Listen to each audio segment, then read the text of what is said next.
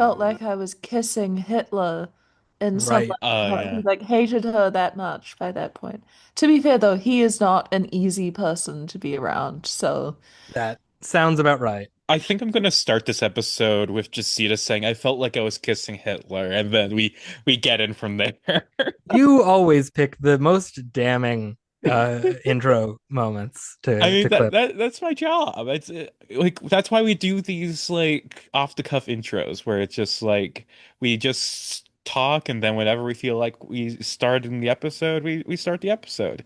Hi Uh everybody. It's televised to the TV movie story. We're in the podcast now. We're talking about Legacy of Lies. And as you heard, we have a guest on this episode, Zita Short. Hello. hey, hi Hi. Zeta. there. So this movie I offered to you as a guesting spot, just like, hey, do you want to come on and talk about this? Because Letterboxd led me to believe this was some sort of erotic crime drama for some of the lists that it appears on. And you and I have talked about a couple erotic thrillers over on Lone Acting. And I thought, oh, well, this would be a great way to get Zeta on the podcast. It's not that. It's not erotic. It's not that at all. But I had a I think this is a pretty interesting movie. I think there's a it's not the greatest we've covered, but it's pretty good. It's got some good stuff to offer. Just to throw that out there up front. And Yeah. and I feel it's also worth mentioning that this is the only time we've had to like get a physical copy of the movie in order to watch it. Like I Yeah. had to go out and get a DVD rip of the VHS that I could then upload online, and it's now on our YouTube channel. Well, if Yes. you didn't know, we had a YouTube channel that uploads our podcast episodes, and now also you can find Legacy of Lies full movie, uh, if you I want to watch it. imagine probably Eliza, you will have linked that in the description of this episode. So if you're listening to this, scroll down, find that YouTube link, go watch it. It's an hour and a half. Nowhere else you're gonna find it. So that is yeah, that's the movie. That's the backstory as to how we got here to talk about Legacy of Lies. Uh yeah. Zeta, what did you think? Yeah, so again, you sort of led me to believe when you first proposed it that this was going to be a kind of like final analysis type movie, or a sort of, yeah, it was going to be sort of vaguely disreputable and sleazy. And then I think you watched the movie itself, and it's not really going It's for that. not that. No, yeah. It's not Um, that it fails at being that. It just no, doesn't try to be that. yeah. Yeah. Like there is Which, one sex scene, and I was disappointed by it because I didn't want those characters to have sex. oh, okay. So, sorry, let's dig into this. Why? What did you find so repellent about it? Because I wanted Patricia Clarkson to be a lesbian, okay? Like, Oh, well. That's fair. That's fair. Isn't that what we all want out of life? exactly. And it's not Hmm. like, is Patricia Clarkson gay in real life? I don't know. I don't think Because in my so. mind, I associate with her with like Cherry Jones and Sarah Paulson and like that whole group. And it's just like Let's see. but I think she might be straight, but She's still. spiritually Patricia lesbian. Yeah. And Patricia like Clarkson gay. in the party, I think she's gay. Wait, is she in that? Or am I confusing her with Kristen Scott Thomas? I think they're both in it, but still. Uh, a quote from August of 2023. I'm a 63-year-old single straight Southern woman who never married and never had children. So she has officially come out as straight. She's not only is Wow. she not lesbian, she is a self-proclaimed straight woman. But Oh, It's so brave. there you she's go. hetero. Yes. She But she yeah, deserves a float at the Pride Parade. honestly, she does. She does. She does. Patricia Clarkson, we love you. Could have used more of her in this movie, but I mean, it's not like this movie is wanting for big names. It does have a good handful of Oh notable yeah. faces. I like Uh, how you just went Ariana DeBose for a moment there. did How I? so? What was it? Was it Viola Davis? We Love You? She throws in there. Oh, Viola yeah. Davis, the Woman King. Oh, okay. Yes. She says "We love you" about someone, and it's very Somebody. like Yeah. Who is? Yeah. Uh, awkwardly slotted in there. I don't remember. Is it Jamie Lee Curtis? Probably. Probably. That Maybe. sounds Yeah. right. Yeah. Uh, But I anyway, yes. Uh, should I just do the rundown and then we Yes, can get into please. the movie Before itself? before Okay. we get too sidetracked into the Yes. movie. So we are talking about Legacy of Lies from 1992, not the one from 2010, which, as far as I can tell, is completely unrelated, just something else with the same title. Directed by Bradford May, written by David Black, starring Michael Ontkean, Martin Landau, Eli Wallach, Joe Morton, Patricia Clarkson, Chelsea Ross, Jerry Becker, and Ron Dean. It's broadcast April 22nd, 1992 on the USA Network, our first USA Network movie, as far as I can remember. I don't think Pretty we've done sure. anything else. Other things broadcasting at the same time on ABC, you had an episode of Room for Two, an episode of Sibs, and a special The Search for the New Ideal Man, whatever that is. On CBS, you had an episode of Jake and the Fat Man and an episode of 48 Hours. And on NBC, you had two episodes of Seinfeld, one of them being a repeat, and an episode of Quantum Leap. I ha I This had to just look up what the hell Jake and the Fat Man is. It's a cop show, as far as I know. Is about two cops. One of them is named Jake, and the other oh, one is a larger gentleman. this also reminds me of my favorite Joe Biden moment, which was just him calling a man fat. As though that was like his name or that was like an acceptable thing to call a I person. don't remember that, but that He sounds about literally right. said, "Listen here, fat." So, Okay, I think I remember this. okay, That that tracks. That absolutely yeah. tracks. JL Fatman McCabe is a Hawaii-born tough former Honolulu Police Department officer turned Los Angeles District Attorney, teamed with handsome, happy-go-lucky special investigator named Jake Stiles. Who played by anybody? I know of this show. I don't really Um, know anything else about it. William Conrad is Fat Man, and Joe Penny is Jake Stiles. Sure, Not, I don't I recognize believe it. any names, although Robert Culp is a guest star in the show.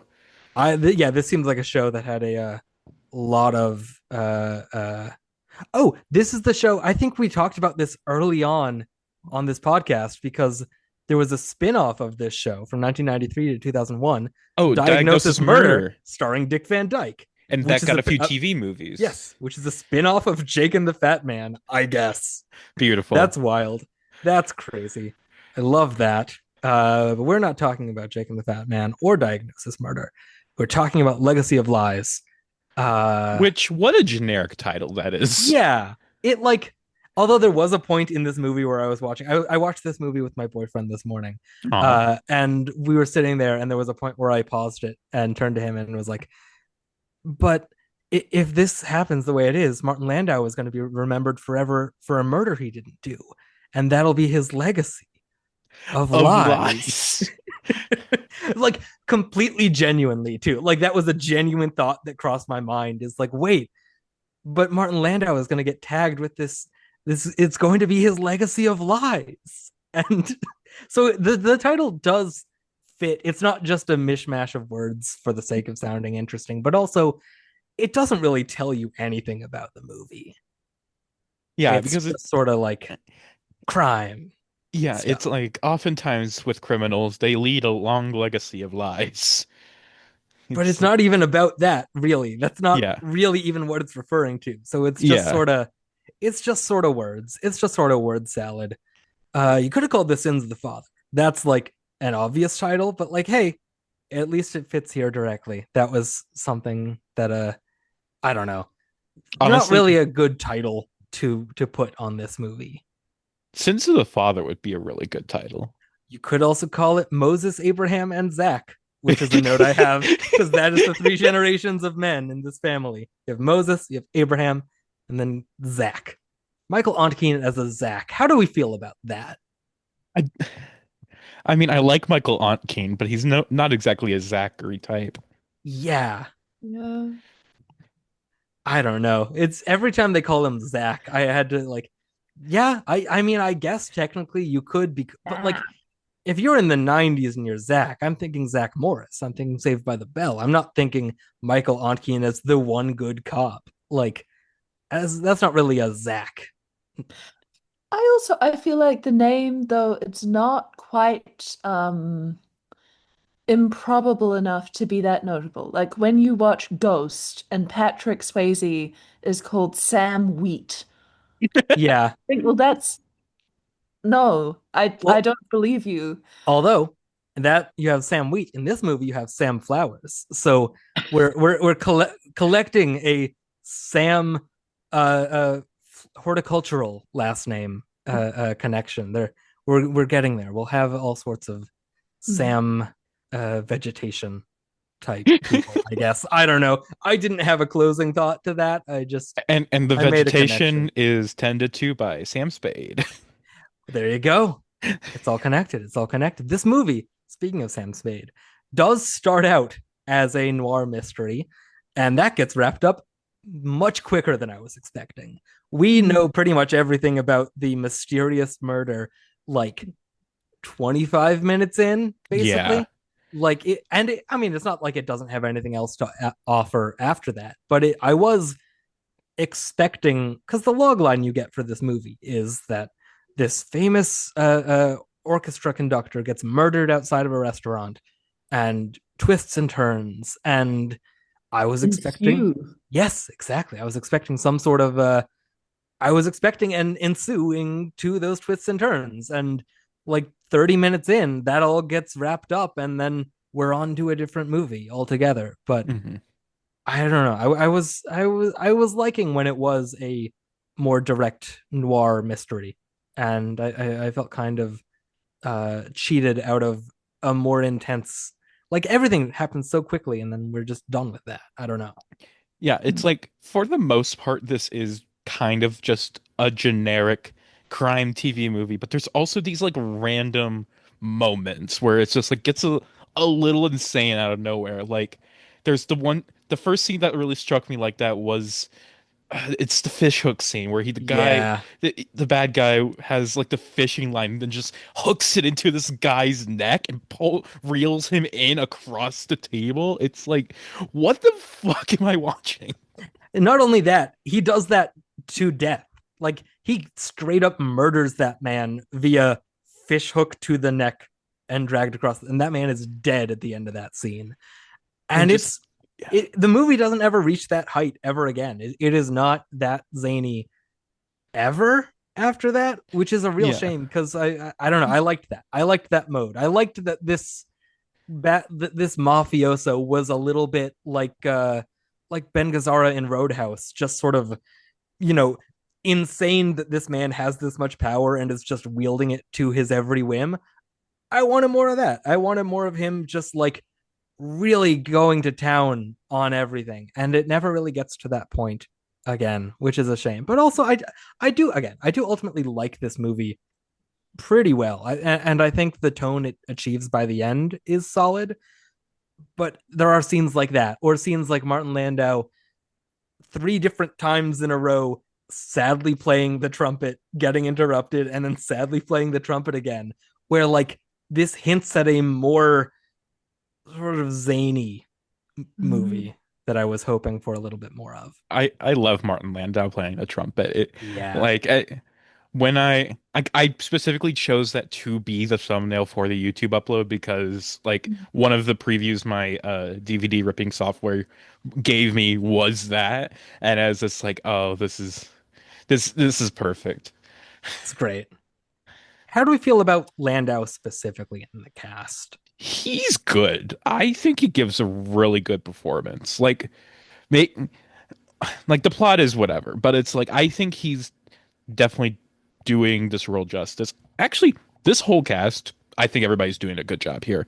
Yeah. Maybe Michael Ontkean is a bit much, but it's like hint. But Landau and Wallach and Clarkson in her small role, and oh, what's the guy, the Joe other cop? Morton? Yeah, Joe Morton. He's Yeah. also really good. Like Zita, really good cast. how do you feel about Landau here? Okay, I have a question for both of you first, and then I'll give my thoughts. Yes. Is Landau hot In this, In this no. or in general? in general, but then also his sort of old man, late style period as well? I like North by Northwest Landau or what's the one we did? Welcome Home Johnny Bristol. He's Oh handsome yeah. in that. But at this point, it's like he's a little bit too grandfatherly for me to be like, that's a hot older guy. He's too cuddly, I think. But there's still a charm in his eyes. Okay, There's so a we sense here that Gordon is not a gerontophile. Not well, neither am I I. wouldn't go that far. I wouldn't go that far to say I'm Are not. you But Zeta? Are you? I think I have some sort of impulses within me. love to hear that. Okay. Okay, so what do you think about his performance though? Aside from We how get you. You want to jump his bones, but I think he's pretty good here. Like clearly he is present to sort of bring some gravitas to this production, and I think he does pretty well. He's got those eyes that are kind of creepy. I think he's putting them to, effective use here. He's got good chemistry, I would say, with all of his co-stars. It's a really sort of fun, okay, would you agree that it's a bit of a hammy performance at times? at at times times, yeah, sure.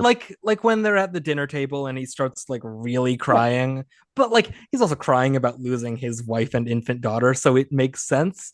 But also like yeah, yeah, there are times where he does go very big, yeah. but I also think there's a few points where he's like playing it a lot more measured than maybe the movie kind of expects him to. Like the scene where I think it's maybe his first scene in the movie where he's talking with Ontkean about like having saved up money to go retire somewhere in the Caribbean and like, I don't see myself as somebody getting postcards from somewhere hot and all that stuff. And like, there's a more grounded, like, weary old man who's like, I mean, it's the classic, like, one day from retirement, dirty cop type beat. But I do think he plays Abraham with a much more there's much more gravitas here than the script kind of calls for.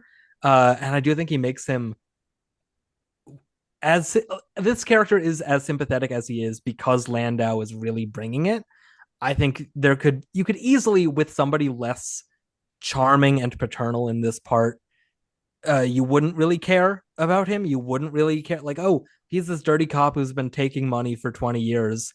I don't care if he goes to jail, even if he is this guy's dad, whatever. But Landau is just so like he's just like he's genuinely very grandfatherly in this part that like I don't want him to go to jail. I don't want him to have to suffer for even though he's been taking dirty money all these years, even though he's been mobbed up, as it were. Like, it's Martin Landau. Come on, don't be mean to Martin Landau.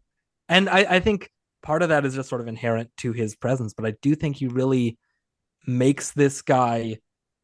He's not, he's repentant, but he's also not that repentant. He's still like, at the end of the day, I did what I had to do. But yeah, I just think there's some sort of he brings something to this performance that is just is good. Is I like Martin Landau. I like that he's in this, and it's pretty cool. I I, guess is the where I'm I, where I'm I at. like that how you're I kind of like talking that about him like you're a sick puppy. Yeah, that is sort of the quality he brings to this. Is like, he is a bit of a sick puppy, but also a sick puppy that just like threw up all over your carpet. So you're mad at him, but you're also like, yeah, but you are a sick puppy, so I can't be too mad at you. Like this was your gonna happen. characterization of him reminds me of the Martin Heidegger boyfriend meme. You've Do both seen this? Yes. I don't know if I Who's have. Martin Heidegger? Okay.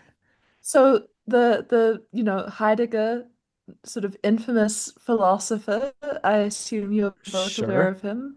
By name. He, Nazi Where are we connections going with and this? everything. But no, a woman released a meme where she said, "I want a boyfriend," and then it's just photos of this terrifying looking German man. And it's like as cute as him, as sweet as him, as I kind as don't I don't know any of this, and also Googling it, I'm not getting any results. I don't know. okay. Do you I have know? no, I know the meme I format, know but that I format. haven't seen it with him. Yes, I also Okay, know the format, but not with. I will send it to you. I will dig it up. Okay. Thank you. Sure. Okay, okay, good. Thanks. I've got it. I've got it. I'm going to put it in the chat so that you both Okay. have a visual reference for what Okay. I'm talking I'm about. I'm so excited, I guess. Oh, you put it in the Zoom chat. Okay. Okay. Let's see. Let's see what we're talking about here. And I'm gonna bookmark this so it'll be one of the pictures I put on Twitter for advertising the episode. Okay. Fascinating. This is But he also, important context here. So do you know who Hannah Arendt is?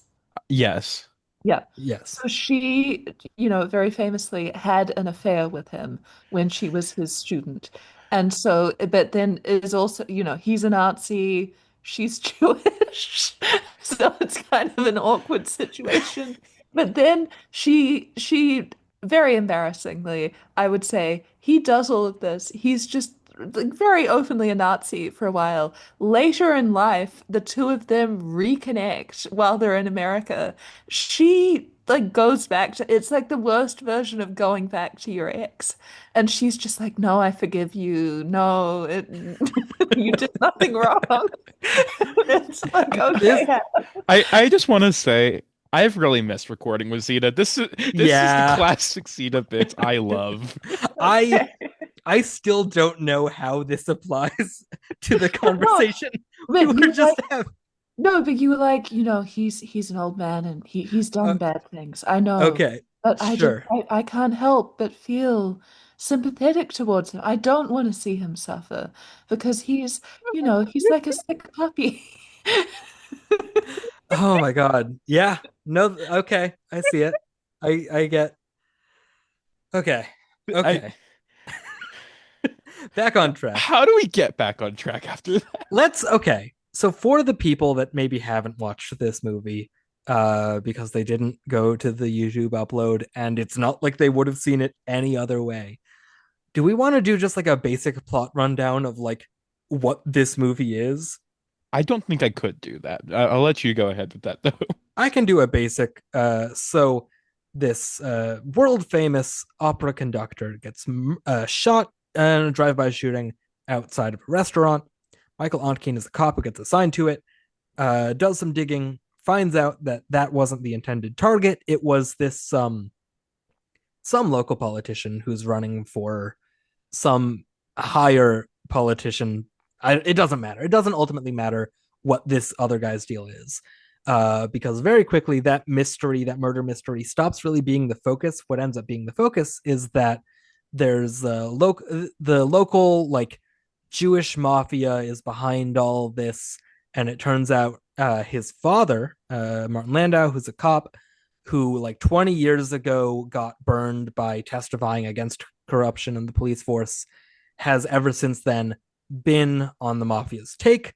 And so there's and he's gonna come forward. They try to talk him into coming forward, but then the mafia gets wind of that and they're against him. And it turns out also that his father is Eli Wallach, who is a former mafia head or whatever, who's no longer in the life, but like still has some amount of influence. Something, something. There's other murders. Landau ends up going to jail and getting released on bail, and then they stage his suicide. And Ontkean is very mad about it, so he goes and there's a whole shootout thing where they don't end up shooting the other mafia head who arranged all this, and maybe he's going to reconnect with his grandfather Eli Wallach after all these years, and that's the note it ends out on. Uh, yeah, it very quickly stops being a noir mystery and becomes a character study about generational trauma and police corruption and mafia stuff. So at least you still get some crime intrigue, but yeah, it's about the one good cop who's not a good cop because he's like really moral. He's just kind of oblivious to everything and pretty stupid, but I don't know. He's very stupid. He is not a smart guy. Zach Michael Ontkean. He does have a shitty hat that he wears all the time that ends up being plot significant. So that's Mhm. fun. I like his hat. I sent you a picture. It's just like I really like this there's a shot of him going to Seabone's apartment, and where Yeah. it's like him and Joe Morton, and it's like so much aura. They're aura Yeah. farming. Yeah, it's like it's very much guy who thinks he's a noir, which that's the thing. It doesn't really track that this guy who's like fast talking, styles himself like a noir detective, is also the one good cop who's not on the take. Like Hmm. that doesn't really connect as a character beat. I don't know. He's not straight laced enough. He's not like bookish enough. He still like sort of thinks of himself as this cool hip cop that's like planting drug evidence on guys to get them to talk. But he's also the one good cop not taking mafia money. So I don't know what's going on there. But yeah, you mentioned earlier, Eliza, that Ontkean is like maybe a bit over the top here. He's maybe the one weak link of the cast, and he's watchable. He's fun, but he's not like a great actor. He's never been like, when you talk about the great performances in Twin Peaks, I love Harry. Or no, Yeah, is Harry he S. Truman. Harry? Okay, he is. Yeah, I was thinking the Forster one later. But yeah, I love Harry. Love him as a character. He's got a great presence. Not the greatest performance on that show. No. But yeah, he's a solid lead here that like is surrounded by better performances by better actors. Mhm.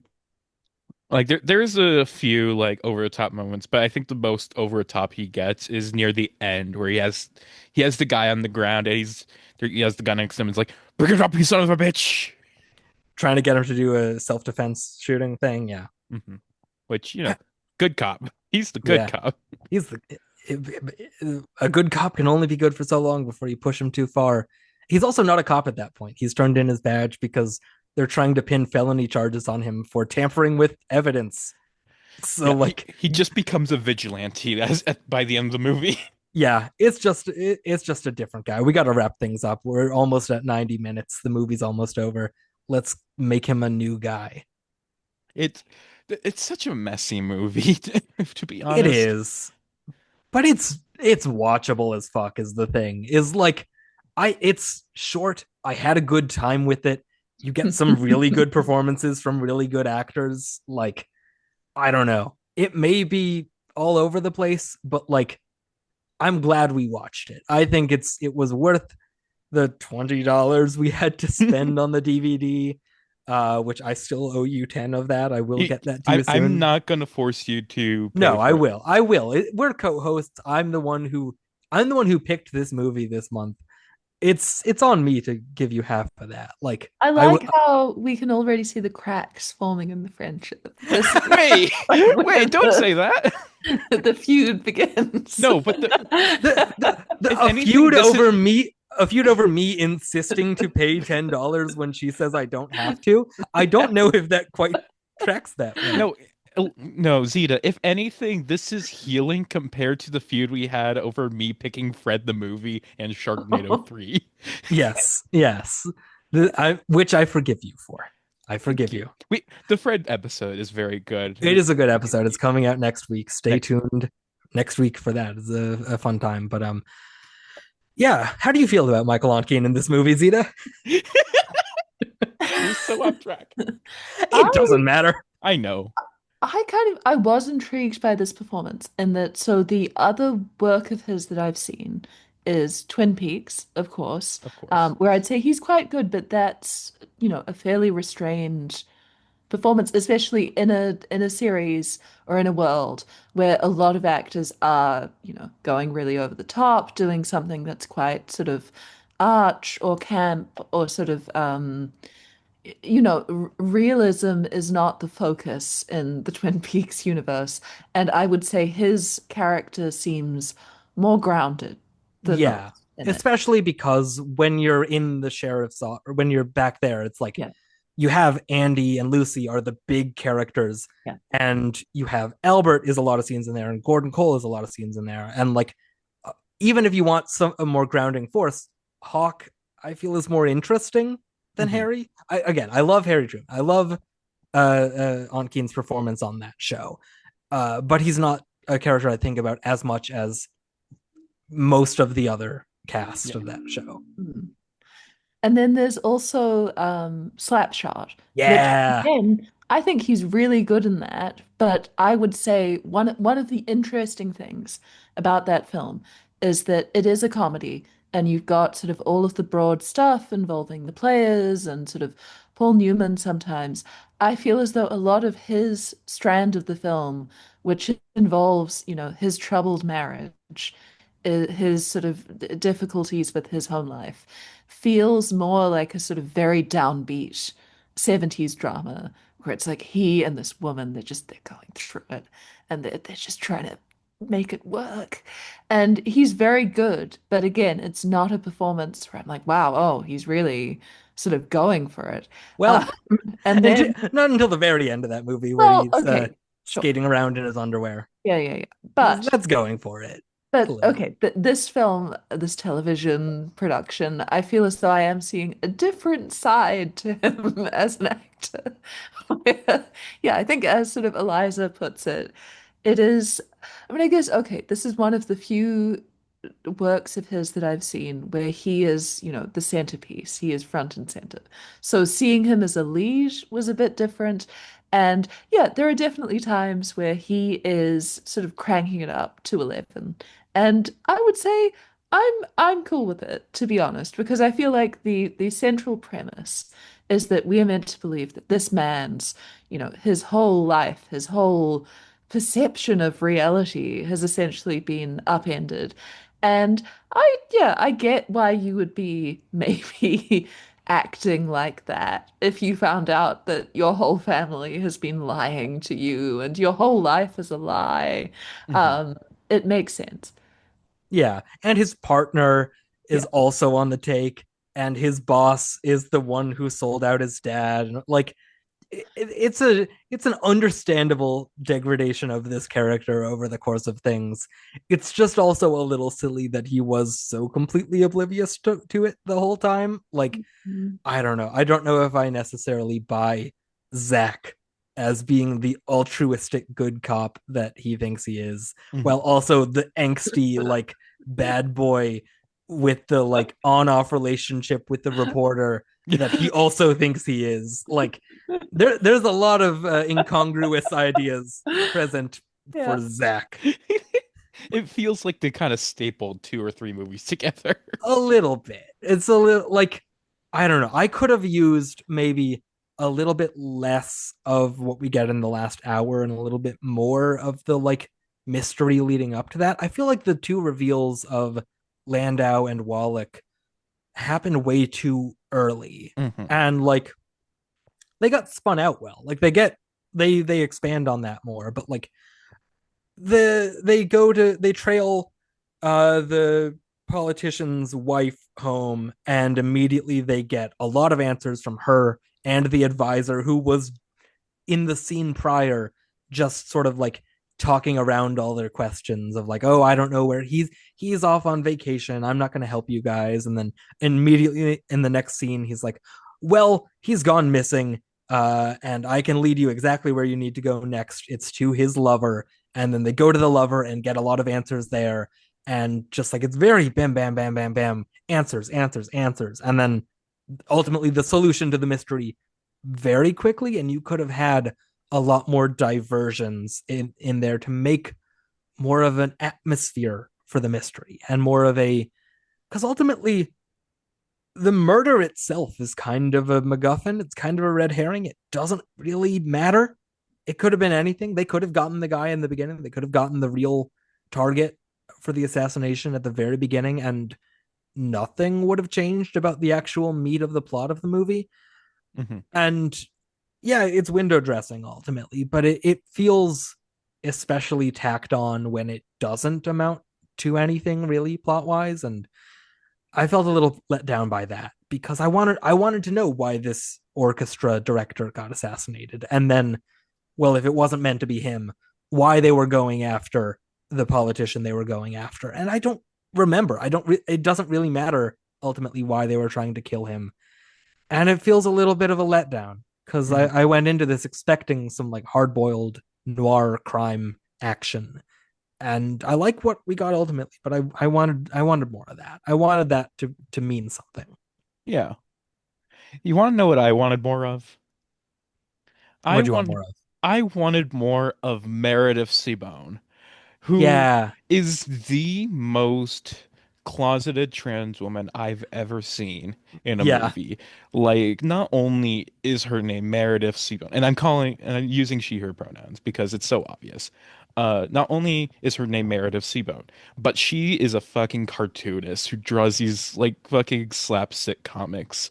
And it's just like Friend show the duck, as in yeah. like friend show like spelled like that, like friend Yeah, she's show. big French show tone.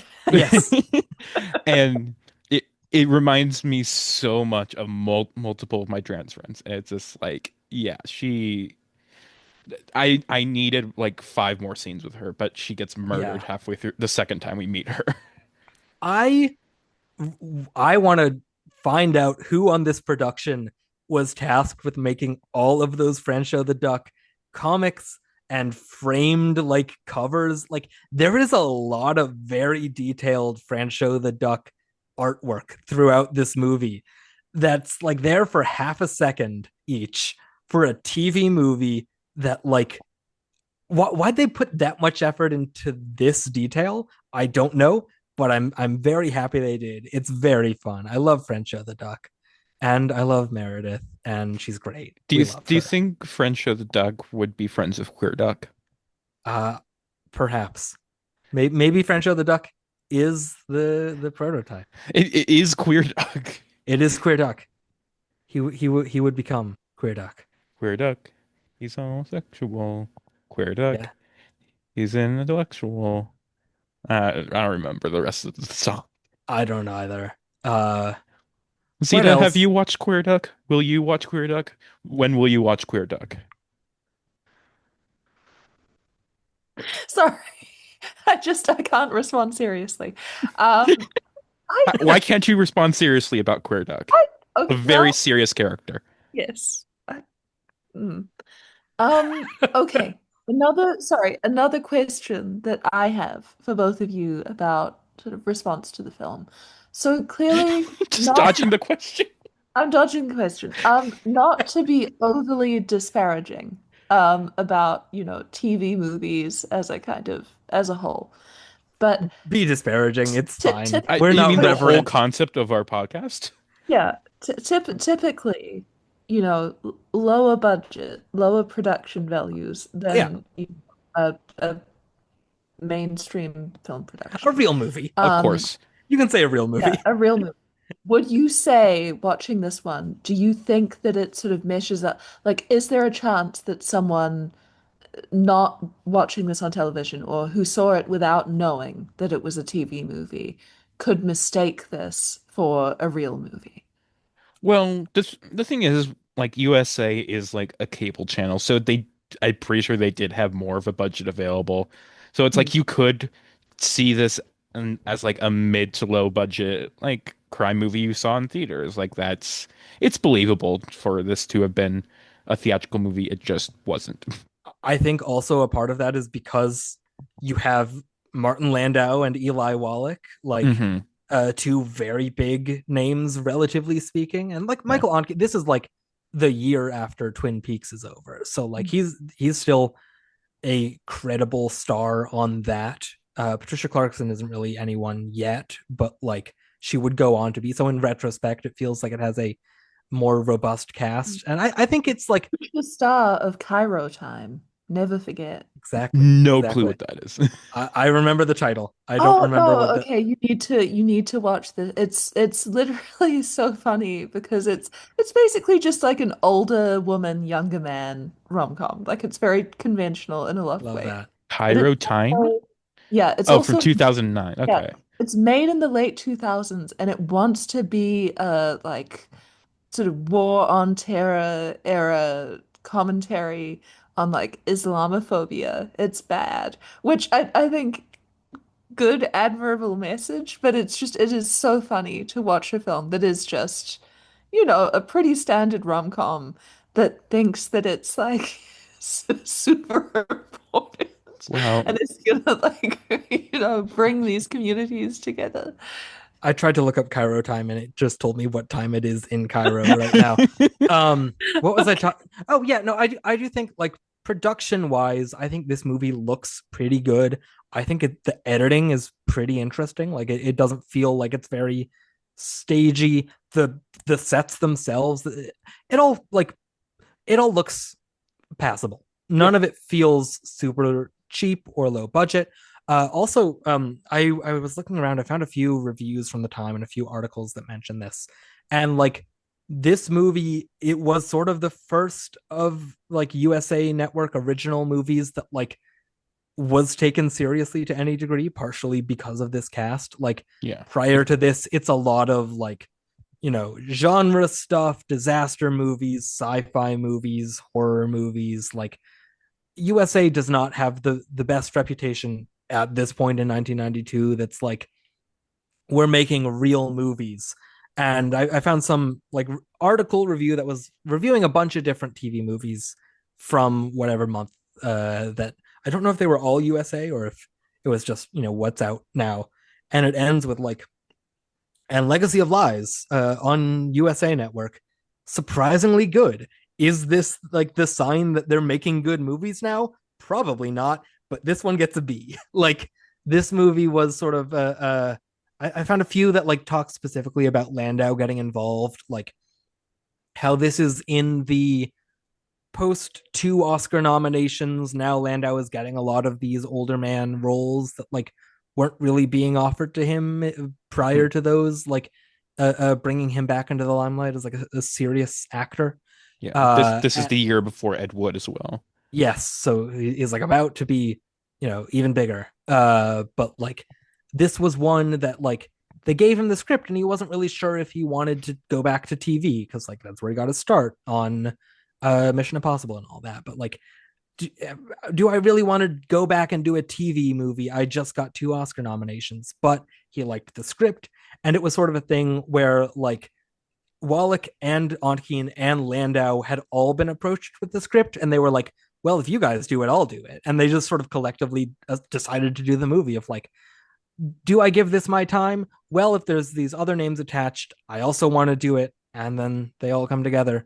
And yeah, I mean, I think it's a pretty solid movie for being a USA Network noir cop mafia thriller about, learning that your dad is infallible at age 35 or whatever. Hmm. Like, that is a fun. I do like that scene where there he's talking about how like when I was a kid, you like helped out this like 18-year-old new in town who got scammed for $5 and you sat with him for 8 hours. You could have just given him $5 out of your pocket, but like you wanted to do what was right. And Landau just hits him with like, a lot of people find out sooner than 30 that their father is not perfect. And I do think they have a solid dynamic between the two of them as like Aunt Keen as this, you know, everything that he is, like wanting to see the good in his father, and Landau like wanting to foster that, but also like having to burst his 30-year-old son's bubble that like, hey, I've been on the take for a long time. I'm not a great guy. Like, deal with it. Basically, I like all their scenes together. I think they play off each other well. And you were saying that like the USA Network didn't have that good of a reputation. And I decided to look up just like what they made before this, and it's like Hot Splash, Hitler's Daughter, Lies of the Twins, The Lightning Incident, Are You Lonesome Tonight? And it's like this is all high quality stuff. It's just like where'd this reputation come from?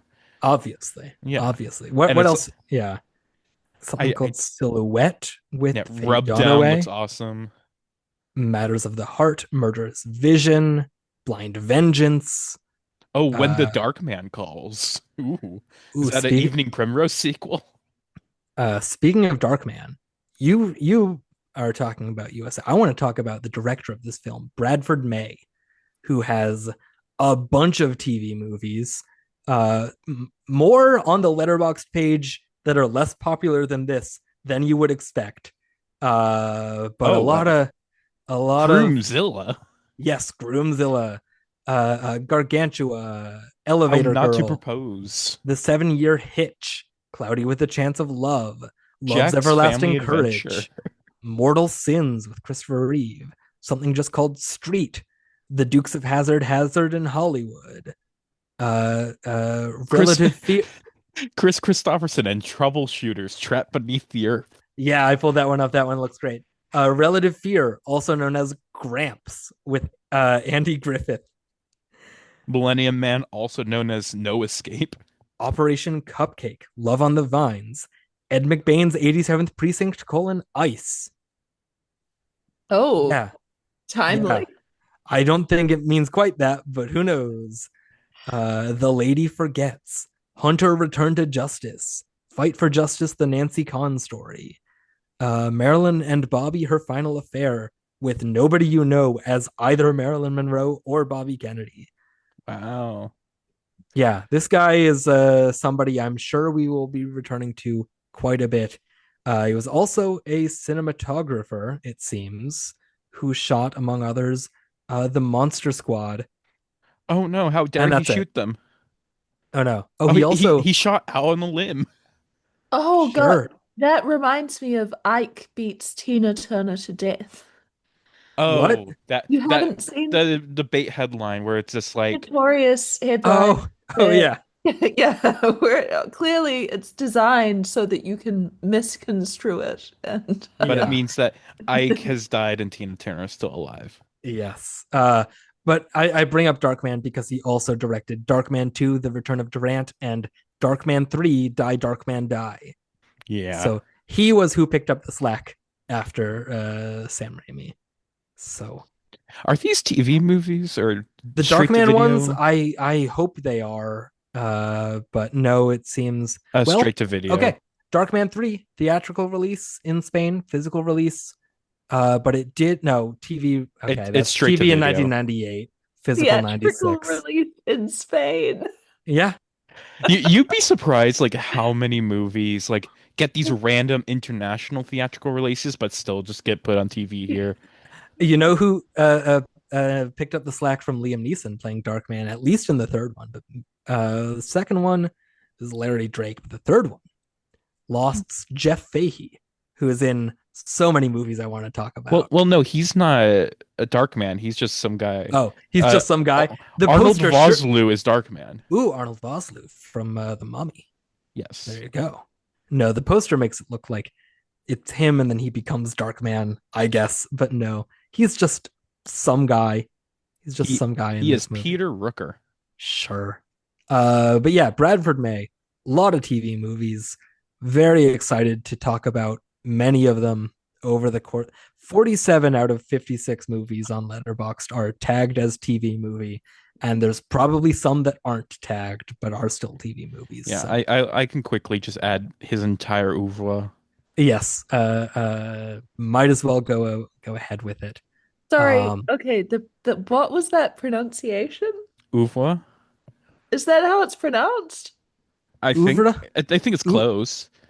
I think you maybe hit the R a little bit more. I've heard oeuvre, but Yeah, I thought you did the R, but no, sorry. I feel like Eliza of all three of us probably is the best at figuring out sort of French pronunciation. yeah, So you're probably right. You're I probably more right than Google we are. says that the R is pronounced, so I'm gonna trust it. Oeuvre Okay. is how they pronounce Oeuvre. it. oh, because Uh, you were saying it sounded to me like ouvre. Yeah, oeuvre. that is how I pronounced it. Oeuvre, Okay, but it's okay. wrong. I said it wrong. Okay, didn't All need right. to point it out, No, everybody. no, I was legit intrigued because I've mispronounced certain words all my life. Like I used to say peninsula as peninsula. Ooh, I can see how that's that. fancy. Yeah. Can I How me- stupid. Anyway. can I mention my favorite line in the movie? Please do. It's an exchange between Patricia Clarkson and Joe Morton talking about Ontkean. And Joe Morton says, "What do you see in the guy?" She goes, "His bubbly personality." And she goes, Joe Morton goes, "Like champagne?" She goes, "Like Drano." I thought that was fun. Yeah, That felt very noiry. That felt I very just like fun patter back and forth. I I don't wrote know that if down too. I don't know if Drano is particularly bubbly, but it was fun either way. It's a good line. And I also wrote, I think this is Joe Morton and Michael Ontkean. Morton says, "Does that sound like a boat to you?" And Ontkean says, "Yeah, the Titanic." Yeah, because they've said that this politician is off on a boat on a trip on a boat, and then turns out he's at home. Only that line doesn't work because he's not at home. That wasn't him, so it doesn't even really work. But whatever. I really thought the trumpets were going to mean anything. There's a lot of emphasis put on the trumpets in the first half of the movie because Aunt Keen plays the trumpet, although he does correct her that it's a cornet, not a Mhm. trumpet. And then Landau, they have an exchange between the two of them about like, oh, you would sooner forget your gun before you forgot your horn. To Aunt Keen about like going out, like he took his horn with him on on the job or whatever. And then Landau has his sad trumpet playing scene where he's reminiscing on everything that went wrong. And then Mhm. there's no trumpets again. What's up with that? I wanted more trumpet. I wanted there to be more of a reason that there's all this focus on the trumpet. But it's I, just gone. I think it's just meant to be kind of about like Michael Ontkean's relationship with his father and stuff. I Because like the fact guess. he doesn't play the trumpet but plays the cornet or whatever, which is similar but not quite. I My guess brother that's. played the cornet. Did he play it well? No, he was terrible, but I remember it because he used to have to get up really early and practice, Oh and no. I awakened to the sound of him desperately struggling. Well, that doesn't sound very good. Yeah. Oh boy. What else? What other notes do I have?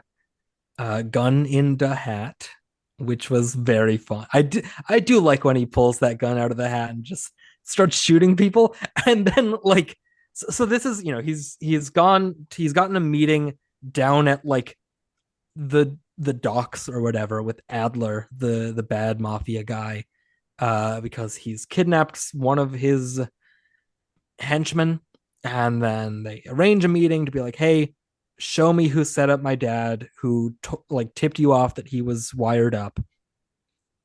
And they have a whole scene where the henchman that he kidnapped gets killed, and then the other two henchmen take away his gun, Onkeen's gun, and they go to meet Adler, and Adler brings out the like other cop that was in on it the whole time, and then the shootout starts happening, and then Eli Wallach shows up behind just like a pile of stuff, and then the other good cop is also there, and it just feels like everyone is all of a sudden there. Like I wouldn't have been surprised if like Patricia Clarkson popped up out of a barrel too. Like it feels like the entire cast of the movie is just there all of a sudden.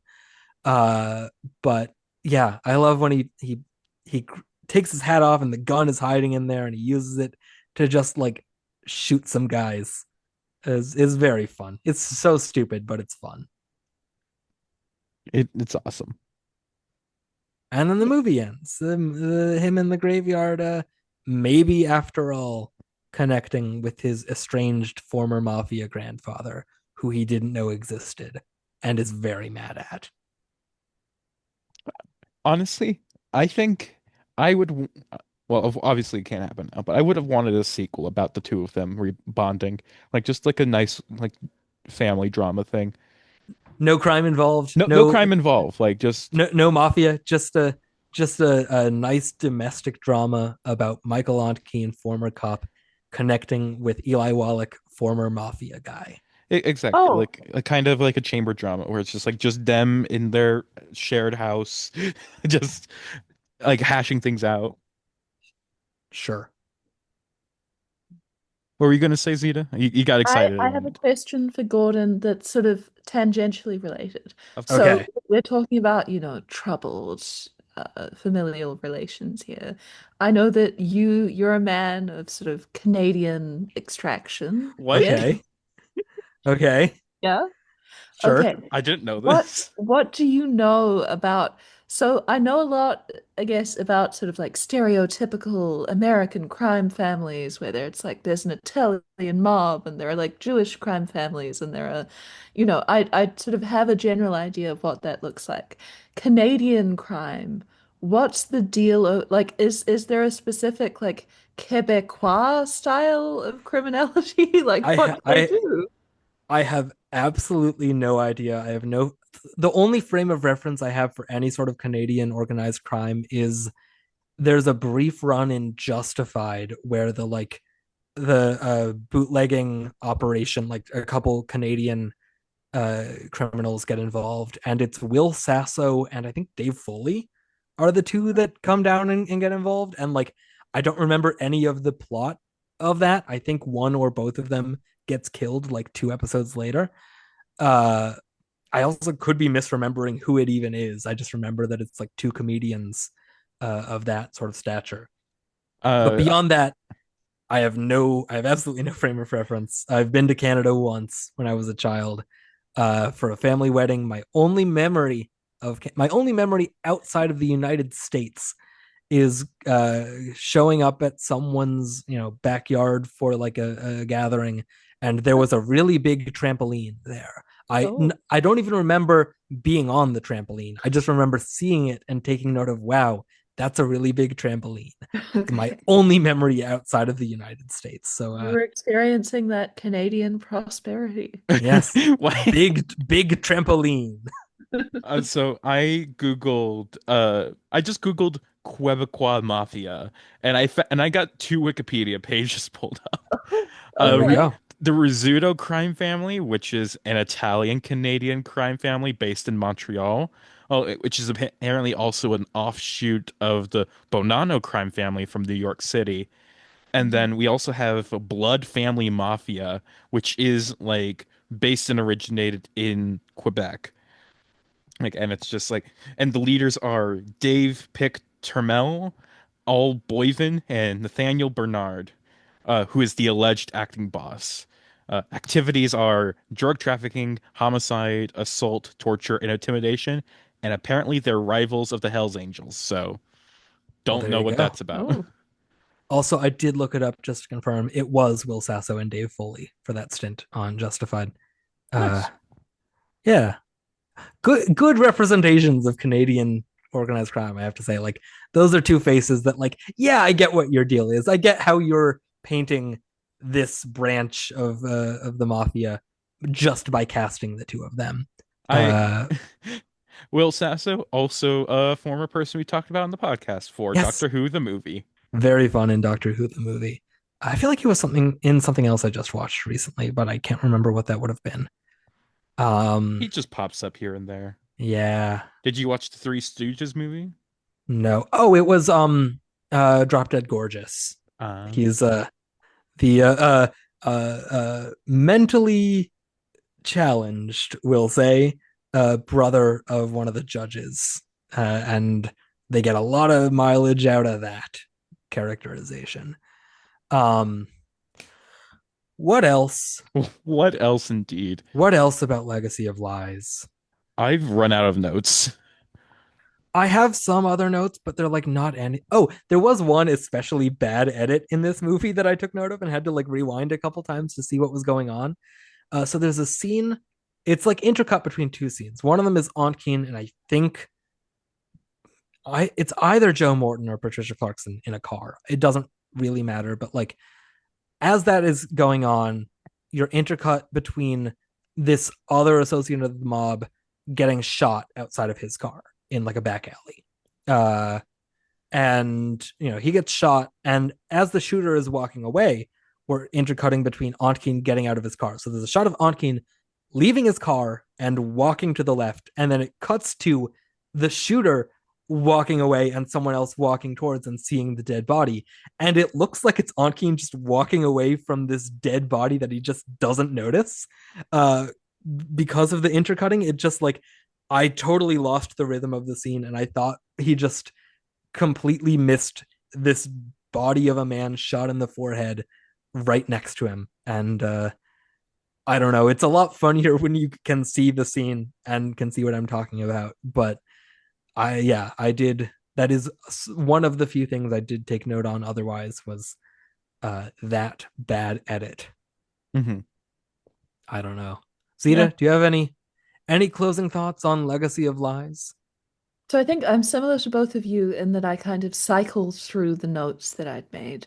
But closing thoughts, I guess, yeah, as Gordon said, it's pretty watchable. It's short. The runtime doesn't really sort of weigh on you in any way. And I actually think that the central premise is, yeah, it's a bit cliche to some degree. I think it is solid though. I generally just sort of enjoy films or media or fiction that's about people, learning that everyone in their life has been lying to them. And I actually think this way of handling it where it's like, oh, actually they're in the mob, is much better than the one use of that trope that I hate, which is ones where, oh, this friendly old man is actually a Nazi war criminal, or is he? Yeah. And he's always a Nazi war criminal. There's never going to be an Well, ending. Actually, he's not. So well, those they're so disappointing. Anyway, sorry.